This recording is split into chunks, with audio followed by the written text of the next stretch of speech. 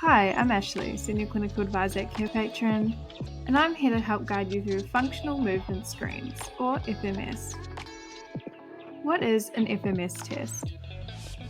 FMS is a series of standardized tests to evaluate a client's everyday movement patterns in order to assess if there are any risks to developing or sustaining muscular disorders. Each of the standard tests in the FMS are physical ones, such as squats, lunges, leg raises, and shoulder mobility tests. They assess dynamic stability, coordination, flexibility, and core strength, which are additional indicators of good musculoskeletal health. A healthcare professional must administer the test. However, anyone can be asked to take a test, whether that's a high-performing athlete or an active older adult. Once the test is completed, healthcare professionals may use the test to develop programs to prevent injuries and increase rehabilitation and/or enhance performance. How to use an FMS assessment.